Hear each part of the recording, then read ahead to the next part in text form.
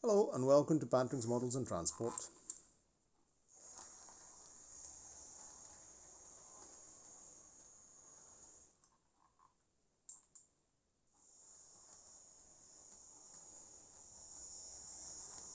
Right, after this little intro, let me tell you what's been going on. So, I've borrowed my wife's ironing board. She told me to put some paper on it, not to get grease on her ironing board. And because for the moment, I'm doing various tests now, and I don't have an extra board. And there's no point in taking out the big one for such a small job. And I've been doing two things. First of all, very, very good news for whoever runs Triang with big flanges, Triang locomotives in stock. Mechanotrack is perfect. So it's running, no problem. And it's not touching the shoes. And really nice. Anyway, even here on the derailleur, no problem at all. Anyway, why is the body off the locomotive? I put it on with the body, no problem. It ran up and down a few times. Remember in previous episodes I was having some problems after reconnecting that it wasn't picking up from the wheels that pick up from the chassis. So it wasn't picking up from the chassis. And I remember in one of the comments, Andy Reid, CZ Tuner 350, CZ 350 Tuner, had told me that, had mentioned that it's to do with the loss of conductivity on behalf of the spring, because the spring is subject to heating and in years overheating, and so the metal tends to not conduct electricity properly. I had cleaned this with some lighter fluids. I hadn't really concentrated in cleaning under the area of this screw, under the screw with contact cleaner. So I applied some old contact cleaner that's in a jar from an old tin that then I cut open and to get the dregs out of it. And I cleaned that. Then I took the fiberglass pencil and I polished the spring. I also polished, I'd only cleaned the brush holders with lighter fluid. I hadn't polished them with the fiberglass pencil. So now I've polished everything and I reconnected everything, and the locomotive is working absolutely perfectly.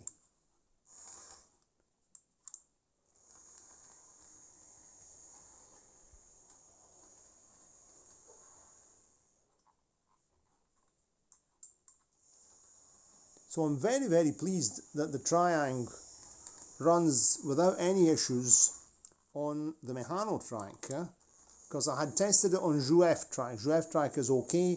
I have a couple of old bits of Fleischmann, which are also good on old Fleischmann. But I'm very pleased about the Mechano because I have a lot of Mechanotrack that I've purchased in time, and I like Mechanotrack. So that's very good news. In fact, you can see I've connected one of my Mechano controllers directly onto the power track here, which is also the derailleur. This is not one of this one works well, but the switch, it's kind of the switch here when you switch it back and forth is a bit stiff. And this in fact is a Mechano, but it's a made in China one, so it's not as good as the ones made in Slovenia. You can see that the Lima V100 two-axle version of this bogie locomotive was out as a test, because at one point this thing here stopped working and I got the battery out and it wasn't working, and I says, oh, this isn't working. So I think I said something else, but I'm not going to repeat it here. So tested with the battery, it wasn't working. Took that locomotive there, the V100 that lives in that drawer, in this old developing tank that belonged to my grandfather. You're seeing a different part of the studio. You can see, yes, some of my helmets here. There's some stories about these as well. This is a replica Hadrian helmet in Italian livery, M15. And but we'll talk about the helmets in another on another occasion. I can do a video about militaria. There's lots of interesting things. An old Philips radio. A weirdo train enthusiast over there. Look at that funny bloke there. Collects trains. Nutter. Nutter. Okay, very well. Collects trains in a very small room. But no, well. Okay, right. And this is working very, very well now. So that's why I had grabbed this. I didn't really grab it, I just got it out quickly. So it's working. I'm very pleased, and I have to put the body shell back on. And this is all the handle track, apart from the buffer bars that are here. You can see where I keep some of the locomotives. Tram, rail car, red boer, rail bus. These are olive oil crates. One of my students gave me a box for Christmas, and then he had some empty boxes at home, and so he said, I'll give you the boxes, you can put your locomotives in them. So thanks. Here's a 141C231, which lives in there. There's a model bus. Okay, there's a record player. We'll have to take the record player out one day as well. There's loads of vintage stuff in here that we can look at. Okay, so that's working. And the carriages, of course, the coaches also run without any problems on this mechanical track. Let's just pop this one here on. In fact, we'll just get the locomotive. I was wanting to test it with the body on, and I'm pleased I did this job. Oh, it's not wanting to see, it's very stiff. There. It's a very stiff spring on this one here. Let's couple up. Okay.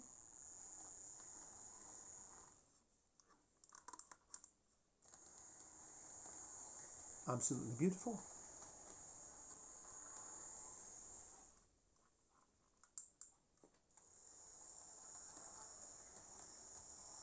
Mechano track is absolutely perfect. Okay, so we'll have another wee test run with the body on later. And yes, these coaches are very, very light. I don't even know whether to put any ballast in them. It doesn't matter. They're light, but they've got big flanges. They're fine as they are. You want to see the V100 going?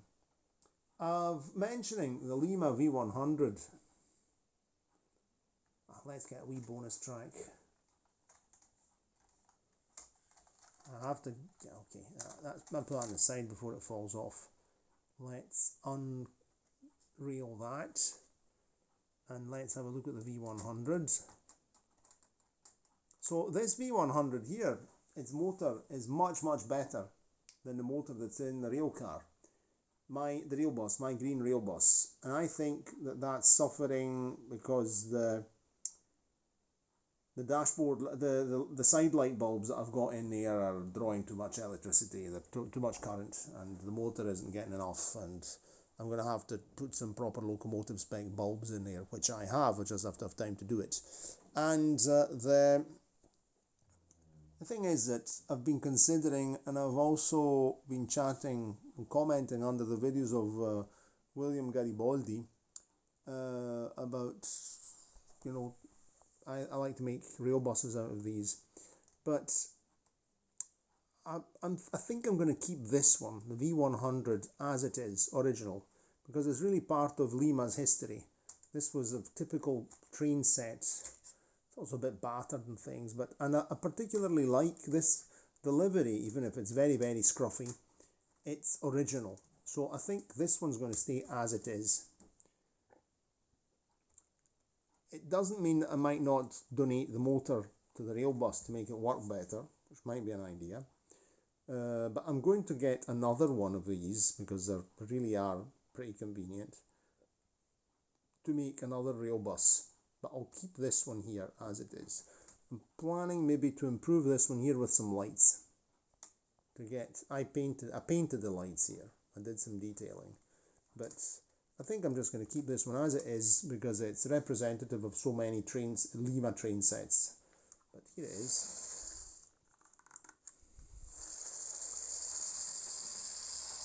Nearly got flywheel effect. That's because it's well lubricated. Oh, this is so stiff. There. I mean, I'm taking it off, but it's really doing flywheel effect. It's so well lubricated, which means it's a well lubricated motor. Lima motor can be very, very useful. Can run very well. Let's put this back on, see if it's not, the magic hasn't worn out. This is a very, very different piece of kit compared to that Lima. It's heavy metal, that stuff. Oh, that's nice. Look how nice it is. Nice and smooth.